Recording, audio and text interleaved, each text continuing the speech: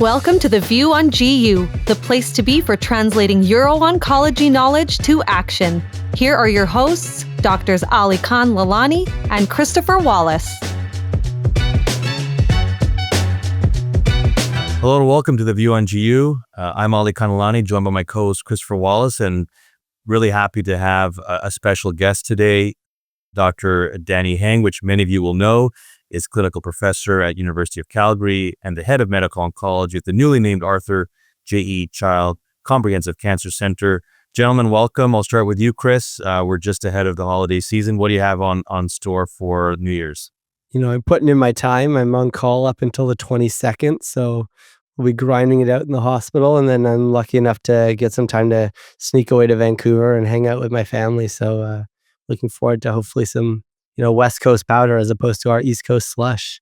100%. Hope you get the hills. And Danny, welcome. We're just ahead of our podcast, but anything exciting on your frequent flyer miles for Christmas or New Year's? Just heading towards you guys, actually, going to Ontario and just spending a week there in the snow. It'll be nice. I love it. Awesome. Great. So that's good. I'm going to try and get away Christmas Day to somewhere hot, potentially Mayan. As usual, a little bit last minute, but competing schedules from others. I definitely like to book early, but we'll see how it goes and take the most convenient flights we can get. But, this was a podcast we've been looking forward to some time, not just because it's Danny, but a topic we wanted to cover that I think really would overlay across oncology, across disciplines, and it's really around mentorship and sponsorship. Couldn't think of anyone better than to have Danny on for that. I think, Chris, what you and I were thinking is, what does it mean? We've both been mentored in our careers. We've been lucky in many ways. I think folks have had to sponsor us along the way to achieve some of what we wanted to achieve, and it's a total team effort. And then we're trying to see how we can be mentors for others as junior folks try to rely on us, and certainly institutions look to us for the next step of our career. And so, Danny, for obvious reasons, as we've chatted, we thought you'd be perfect to take us through that whole spectrum of what it means to be a trainee, to be a leader in the field, and then obviously to guide programs and regions like you are. So maybe we can just start from the beginning, perhaps the origin story. I know you and I have chatted about this, but I think it'd be great for folks to hear how your career kind of came to be, going from training and your fellowship, and kind of leading into the start of something that we really value now called IMDC, trying to get to the roots of where it all began. Thanks, guys, for inviting me to this podcast. It's quite an honor, and I love having this microphone here. I hope it sounds really good. My origin story goes back quite far. And so I did an experimental therapeutics fellowship with Ron Bukowski and Brian Reaney at the Cleveland Clinic.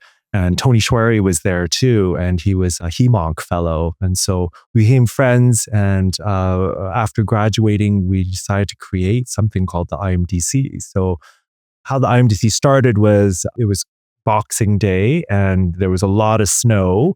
And on Boxing Day, you're supposed to go shopping. There wasn't as much online shopping back then because it was 17 years ago. And there was a huge snowstorm. So if you can't go shopping, what do? Well, you sit at home and collect data. And so that's what I did. And so I was at home, I had a list of patients, and I collected data on 69 patients treated with sunitinib at that time. So that was our first, one of our first VEGF TKIs that we used in renal cell carcinoma.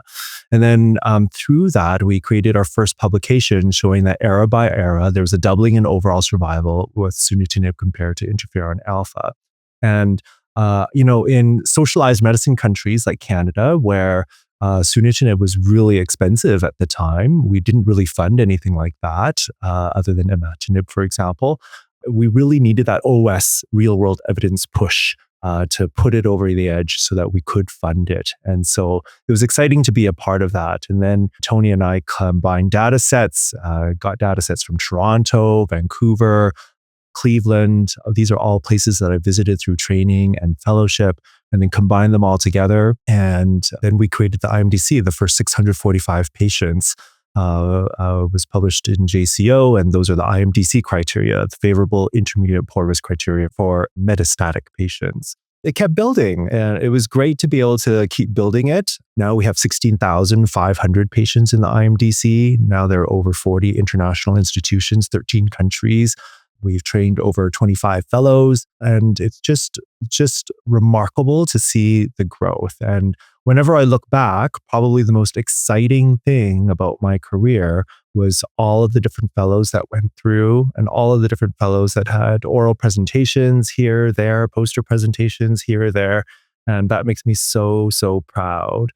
Dr. Jillian Horton, she does a lot of work in physician wellness, but she gave us a talk the other day and she said, find your 20%. 20% meaning do 20% of the time something you love. And, let's admit it, there are parts of our job that we don't love. But as long as 20% of it is what you love, then you're on your path for wellness. And I asked myself what my 20% was, and my 20% is this mentorship, this being able to put people on the podium, so to speak, so that they can give their talks, talk about their research, be excited about it, and build careers. And so I love being able to do that through the IMDC platform.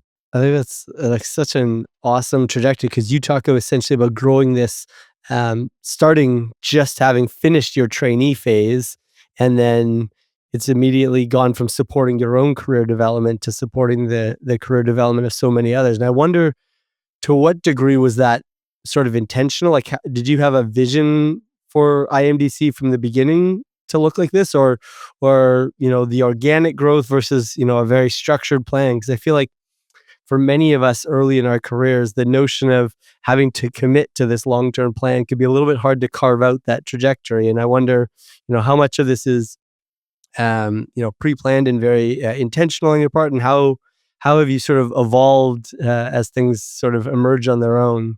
Oh, that's a great question. Life is always fortuitous.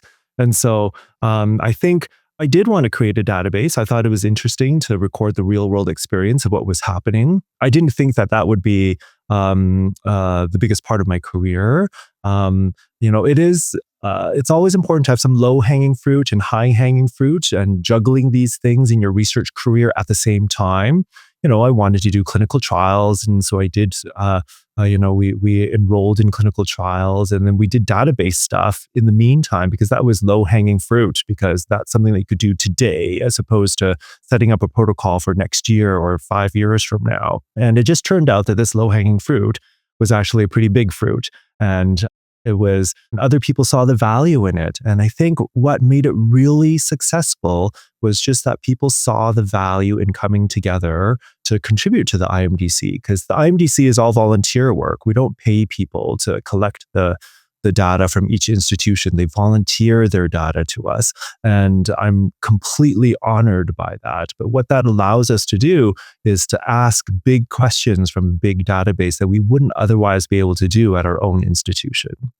So, this is key, that something like IMDC of interest to you is help, obviously, you grow, contribute to the field, and then allow your more than 20%, I would say for you, is this desire to share learnings and guidance and mentorship essentially for others.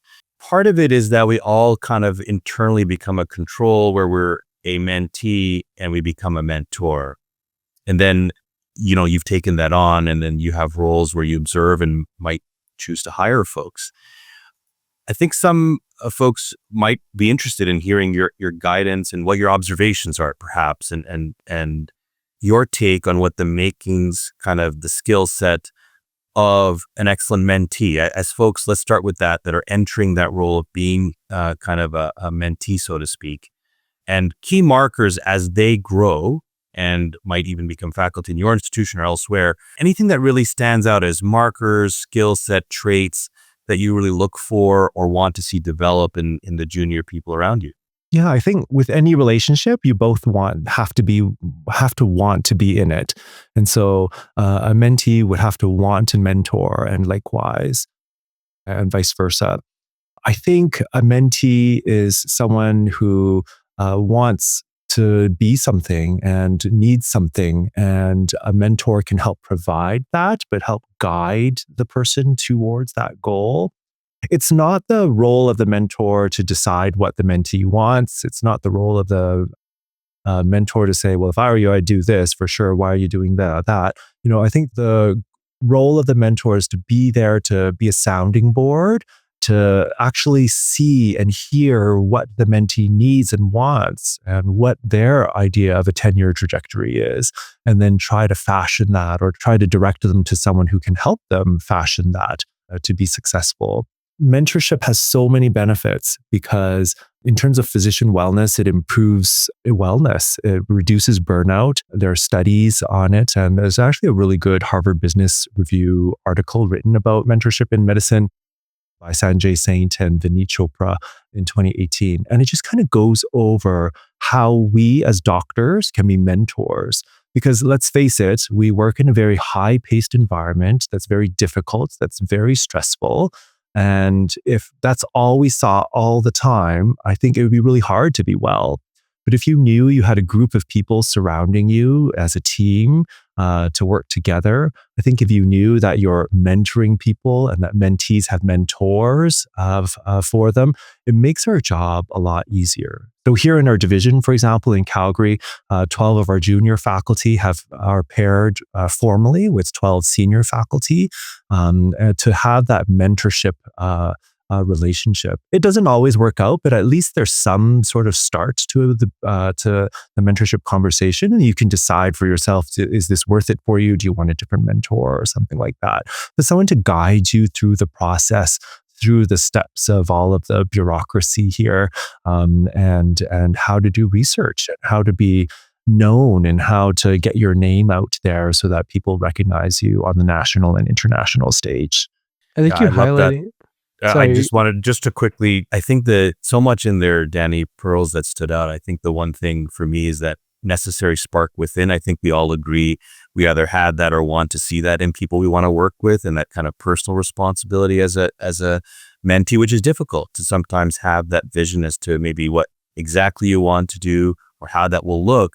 But I think if it's within there, and as you said, Danny, that it's not the mentor to say, here's the cookbook, go do this, and you're good. It's that to guide you, because we're all going to be individuals, and there needs to be that spark within. So I really love that. No, 100%. I love that comment. The other thing I thought that was really insightful there that resonates with me is the sort of bi-directional value to this whole process, right? It's easy to see the mentor is giving and the mentee is taking, but I'm very, very early on in the road here, and you have obviously got a lot more experience. But for me, there's so much value offered to me from the mentoring relationship, and seeing trainees succeed. And I'm wondering how you walk the line, because I struggled with this, maybe a little bit myself, and certainly observing it among my mentors. That idea between enabling your trainee to realize their vision versus projecting your vision, and how you sort of navigate the process there. Because I find that to be an interesting line to walk.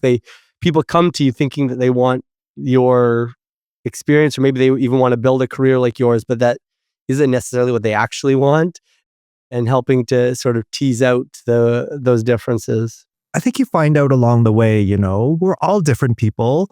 Some people like epidemiology, some people like statistics, some people don't. Some people like clinical trials, some people like patients and just being very clinically busy. Some people like operating and just being in the operating room all the time. Everyone's different. And so I think when we start off a mentoring relationship, of course we have our biases. I'm into real world evidence. I'm into renal cell carcinoma. Not everyone has to be into renal cell carcinoma, right? I think you find that out really soon in the relationship when the mentee doesn't respond as much or doesn't want to do this project or whatever. Then you kind of realize, oh, maybe they're interested in something else. And then you can have that crucial conversation about, okay, it looks like maybe some other interests. Tell me more about what you're interested in. And then you can redirect them to find a better match. Maybe they really want someone great in XYZ, and you can link them to that. And that's still mentorship, because mentorship is also about bridging and connecting people. So connecting you to the right person who's interested in what you're interested in. Every once in a while, you get a mentee where you reach like effective attunement, where you're just like totally like on the same level and you're thinking the same way, and your stats brain is just like all thinking the same. And it's really, really cool to work with someone like that. And we've had several people like that going through our fellowships. And and they end up doing great things, and they've published, and some of them we've hired as staff here. And so it's just been amazing to be a part of their journey. Everyone's different, and I respect that. And not everyone should do the same thing, clearly. Otherwise, it would be really boring. It's our job also to be connectors for our mentees. I love that connection, even if you try and show someone the path that maybe they want and who can help them get there, I think is still a mentorship. Danny, wanted to get your take, just, your lens, seeing so many people, as you say, successful fellows throughout the career. That's oftentimes those that are funneled into a desire potentially for an academic career. Chris and I have been kind of observing and chatting off camera as well, that I wonder if it's anecdotal or what your comment might be on a trend that we are seeing perhaps since COVID, and it's aligned with the theme of saying, you got to do what you want and know what you really want. Are you seeing perhaps a shift, or is there any observation of a shift between trainees seeking more and more community jobs? Perhaps it's just anecdotal. I think some of us are observing that more than even pre-COVID, we're seeing since then a greater grasp or desire to reach out for more community-based job. Do you see that as a shift of interest away, or a dwindling of an interest in any way with academic medicine? Obviously, we're a biased group and who might want to work with us, but are you observing that? And then perhaps any guidance you might give for someone who says, okay, my mentorship or what I'm looking for is someone to help me with a career in community oncology, admittedly perhaps more common in provinces like Ontario or other US states, but just your observation about trends, and then how you might guide someone who comes to you saying, Danny, I really respect you, but how can I get that career more in the community? Yeah. Not everyone that does a fellowship ends up in academic medicine. Some have gone into community medicine also. And that's amazing. Like, I think that's a skill set that we can send off to the community and help build the academic profile of the community settings as well, right? There are pros and cons to every different workplace. There are pros here, cons here, there are pros there, cons there. Some people just really like seeing patients and a variety of patients, and they like to be clinically busy. Some people love teaching. Some people don't like teaching. Some people really like research. Some people don't like the needing to publish and writing and research protocols and bureaucracy. And so there's a lot of pros and cons. I would say amongst our residency group, the split has been fairly consistent. I wonder if there's also a shift based on what jobs are available. So maybe for a time, there are a lot of community jobs available, but I think the pendulum is also swinging. So, in Alberta, for example, we've hired a lot of new medical oncologists in the last 2 years in the academic setting. And so we've had a lot of uptake and a lot of people coming here for academic medical oncology. So I think the split is still there. Academics isn't for everyone, but I think, for me, it does provide me a good sense of balance. I can do research and I can think about patients. Patients are why we do this. I love seeing my patients. I bought a teddy bear for one of my patients yesterday because he was an inpatient. And so I love that. But at the same time, I knew that if I did that 24/7, it wouldn't be sustainable. I wear myself down because, our patients take from us as well. And so I think having research or teaching, mentorship, those sort of roles help balance out a career. And that's what I really like about my job. I have these different balances that I can tweak here and there. And it just makes things fun, makes things really, really rewarding. I think this is going to circle back to maybe one of our previous conversations, but how do you navigate mentoring people into, a different role than the one you know well? So for example, in the context of Ali Khan's last comment, when one of your trainees comes through saying, my desired job is whatever, Red Deer or something, and is your approach to mentorship different? I've, been navigating this obviously with surgical trainees, trying to figure out, do I need to teach different? Is the skill set I need to give you coming out at the end a bit different? Obviously, the social connection component is critically valuable, but is a different audience. And I'm just wondering if you sort of approach your mentorship role differently in the context of that sort of differing career goal for your mentee? I mean, that's happened to me a few times. And so, when people do this fellowship, for example, and they realize that actually I really like community oncology and I'd like to give that a try, it's not like a stake to the heart or anything, but it's honesty. And I really value honesty. And it's also being able to know yourself well enough that that's what you want to do and to be able to verbalize that. That's a huge skill. And it should be supported and honored. And so I don't try to convince them back or anything. What I do try to do is connect them with the right people, connect them with people that I know in the community, people that I know that are thriving, that are hiring. As you know, finding jobs is difficult and it's scary because we've always had a job, from medical school to residency to fellowship. We've always had a job. We've never not had a job. And then all of a sudden you had to go find a job. And so that's really difficult. And so just mentoring people through that process, getting them to meet people at Camo or at different conferences and connect with them, introduce people. I think that's very valuable. And that's also another form of mentorship.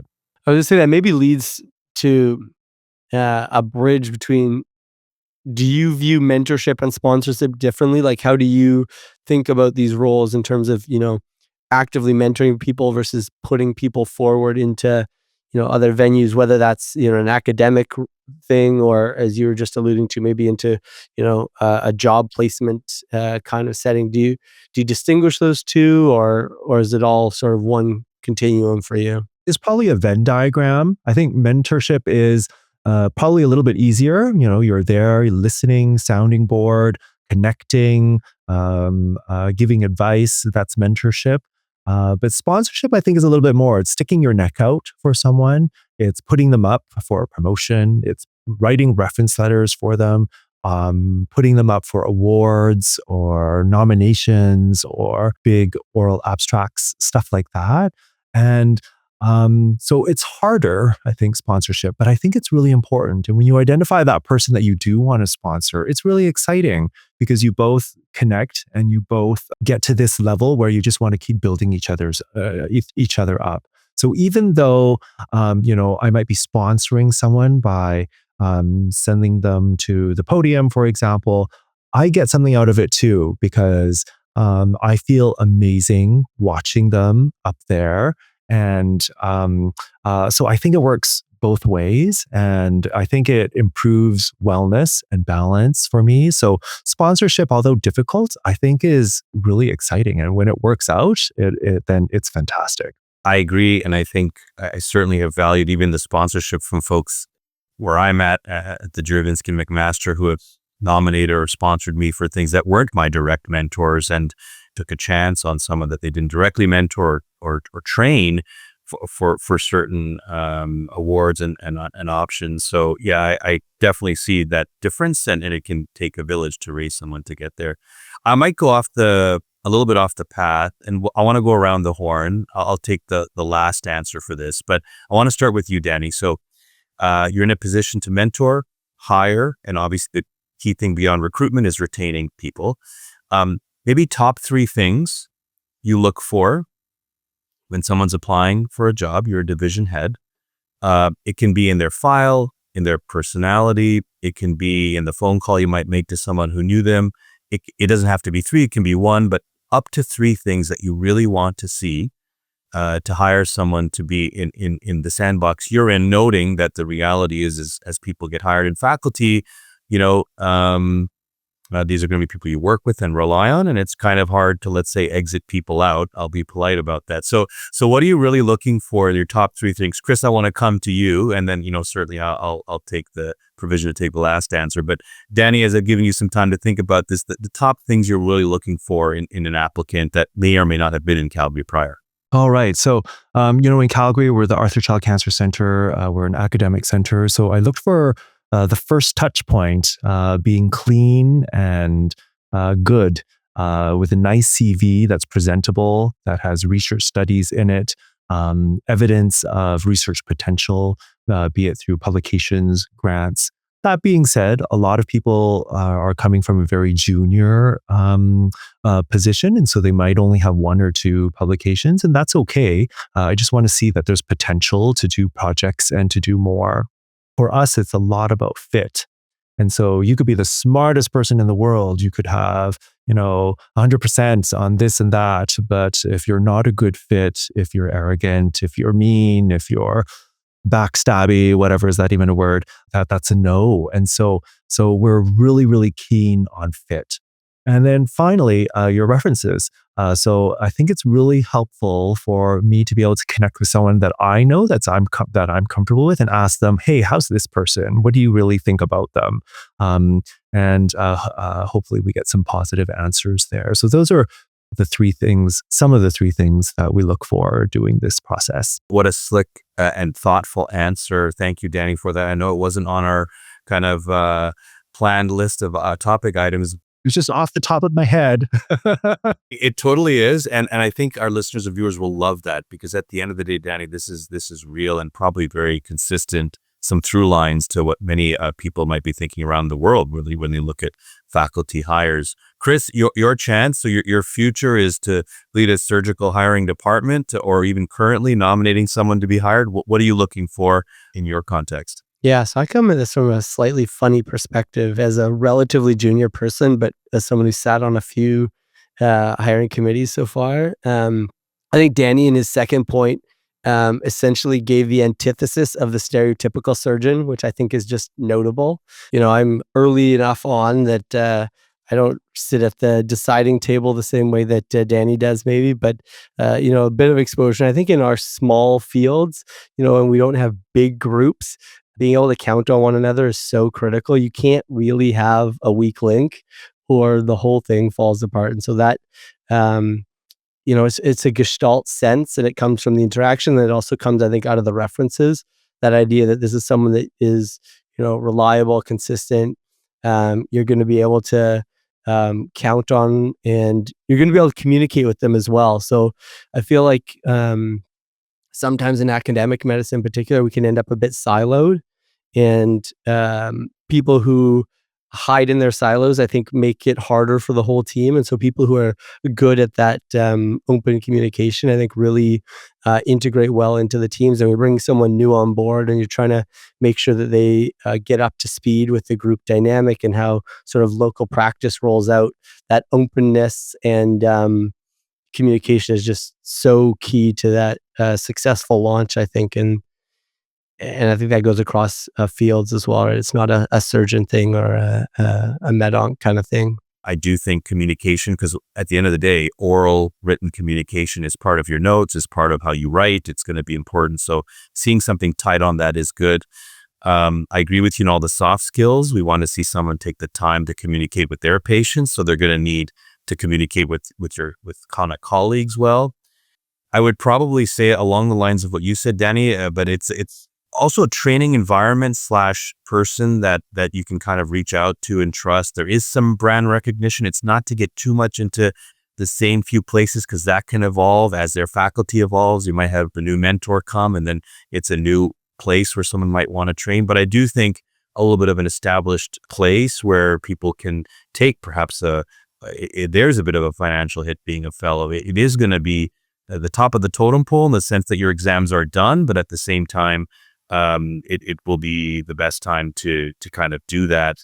So I want to see that someone's put in a little bit of that time. And then, as you say, Danny, it's really got to be someone who will collectively kind of, in some way that they can express it, kind of go beyond. In what way will that be? It's not just maybe extra papers or necessarily funding, but it's when you're in a pinch as a group, and Danny, I'm sure you see this, everyone helping each other out, reaching out when people are in need. A colleague will unfortunately need time off, illness or otherwise. We don't have sabbaticals well built into our division yet, but people will want to take that. And how do people be a good department citizen? And I think that's part of fit. But that's really what I'd be looking for in letters, is that can you rely on this person if they need to help out in times that are tough. That's crucial because this is a team sport, right? And we're here for our patients, and we need to work together as a team to do that. Yeah, as much as we're in some places independent contractors, we're not independent of that person who's in the office next to you. And I think being able to connect on that human side, even as we're all personality-wise different, is really important that you can rely on them. And I'm sure as a division head, it gives you joy when you can reach out or even independently see, because you may not get all your emails every day saying how great things are going. It is nice to say, hey, you know what? There's a win here. Like this group helped each other out. And I'm so proud to be there. And I try to do that as well. Danny, I can't thank you enough for taking us through the IMDC story. I just want to say, Danny, thanks so much for taking the time. I know, it's notable when the surgeons all know that you're one of the better mentors across the country. And so I think your reputation precedes you everywhere, not just for the IMDC work, but your ability to sort of cultivate both academic and clinical expertise. And I think it's been wonderful hearing your insights here, and it'll help Ali Khan and I, but I'm sure it'll help many others who tune in. So really appreciate you taking the time and joining us. And for everyone on the call and off, I hope you have a wonderful holiday. We look forward to seeing you in the new year. We've got a great episode coming with Neil Fleschner on how to make another leap out of your clinical practice, maybe into the entrepreneurship world instead of the mentorship world. And then shortly thereafter, we'll have updates from ASCO GU. But in the meantime, thanks for joining us on The View on GU. For my host, Ali Khan Lalani, I'm Chris Wallis.